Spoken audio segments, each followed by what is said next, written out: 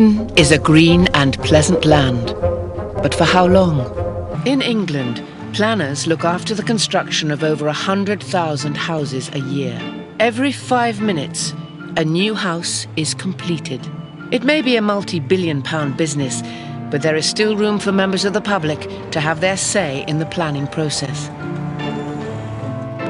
Planner Rebecca Coley is in Rochdale, where developers want to extend this terrace and build 3 new houses on waste ground at the end of the cul-de-sac. The front of the properties would be here, with a small garden there, basically continuing the terrace but with a gap between them, but the same style of house. On this side of the site over here would be a parking area, 5 spaces across the top here, with what they show as, a space there which would allow for turning. I think the scheme is absolutely fine. It's recommended for approval by officers. This kind of site, when it's ideal for housing development, is really the sort of site that we should be seeking to redevelop.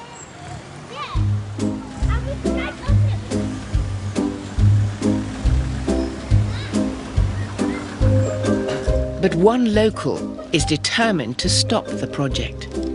He has studied the plans for days and has finally spotted a flaw. We don't want all that rubbish on there, do we? Builder Dennis Sutcliffe Smith thinks the developer has got his measurements wrong. So that's 10 to here. That's 5 car parking spaces. This is where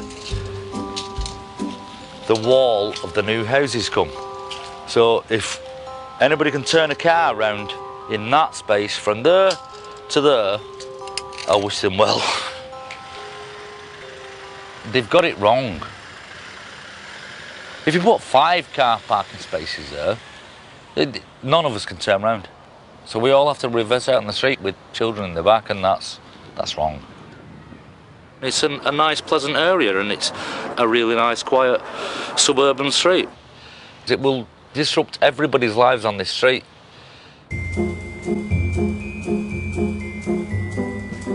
The planners have recommended the scheme for approval, but objections from Dennis and the residents mean the final decision will be made by the councillors on Rochdale's planning committee.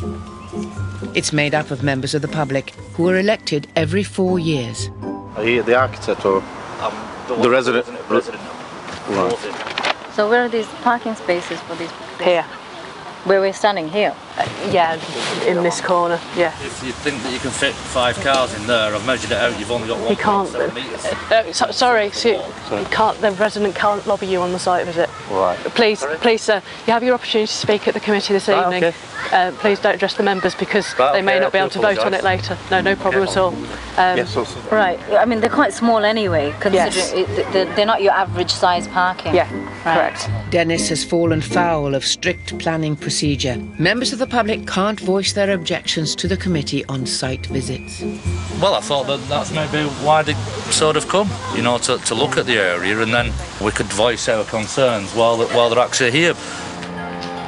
But he's determined to make his voice heard.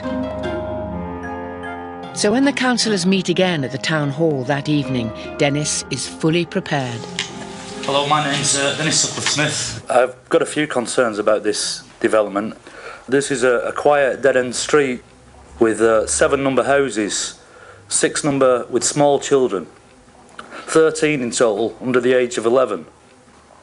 There is only just enough room at present to turn a standard vehicle around, and if you even put 1 car parking space in that area, it means that there will be absolutely no opportunity to turn a vehicle around. This development will make a very small street an unsafe place for children. Thank you. Thank you. Can I ask the highways officer to come in, please? I agree. I think we need to look at this further, and I'd like it deferred if that's possible. Yeah. Okay, so can we defer that, please? Yeah. For another highways? Yeah, thank you. The planners will have to return to the site to remeasure. Dennis has managed to delay the decision, but will he succeed in completely derailing the development? At least we've had a deferral, so might be able to measure it up properly this time. I might have to hold the other end of the tape measure for him.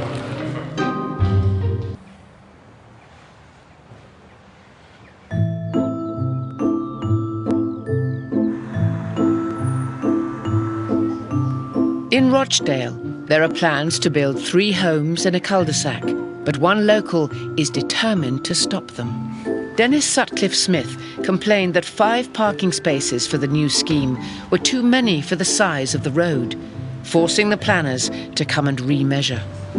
What we've done is we've just changed the plans round to show 3 parking spaces, so there's 1 for each property, and the ability to turn round. You come in, into there, reverse back out, and then go out back the way you came, and this area would be cross-hatched, no parking, and people would use that to turn. Yeah, the highway scheme works. But Dennis is not giving up yet. Looking into it further, just the disruption that it will cause during construction. There's going to be tradesmen, there's going to be materials delivered. Building houses is not a generally safe place for kids to be playing out on. I understand all that, but we would have to refuse every planning application on that basis. I mean, obviously it's up to members whether they think that's appropriate, but you'll have an opportunity to address the committee. When's the next meeting then? And when the meeting is on the 2nd of October. Rochdale has a shortage of nearly 900 houses that the planners have to fill in the next 5 years. All construction does disrupt the lives of surrounding properties while it goes on. I completely understand the gentleman's concerns, but it's not a reason to refuse a planning application.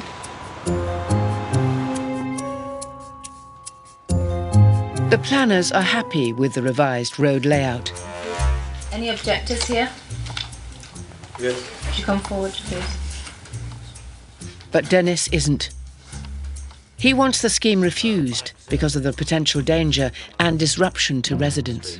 I don't see how just painting a few lines on a road is going to work.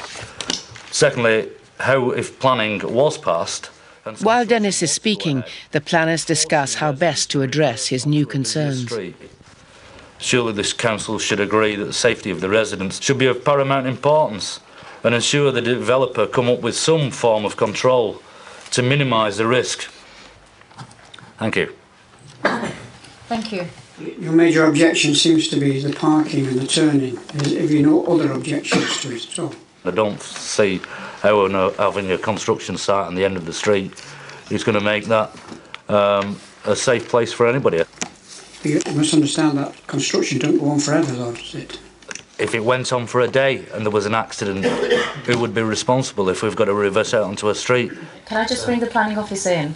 What we can do, and strictly this is not a particularly enforceable condition, but given that it would address the issue, is to require that a turning area is retained during the construction period at the end of the road, equating to the turning area as shown on the plans that you have there. So if we can go to a vote for approval.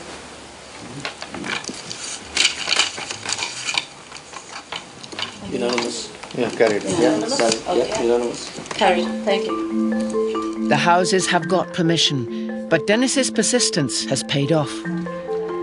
His masterclass in objecting means the committee have agreed to impose traffic restrictions during construction. I've got it deferred. I've had them out on site visits, so I've given them a bit of a run around, like, but not far enough. Not far enough. The objector definitely came out of that with greater concessions to his objections. If objectors want the best possible outcome, always recommend they come and speak in front of a planning committee, because a planning committee are more likely to respond to that emotive plea. I'm going to look round for tomorrow for some birds in nests, and I want to plant them up them trees and then ring the Bird Protection Society.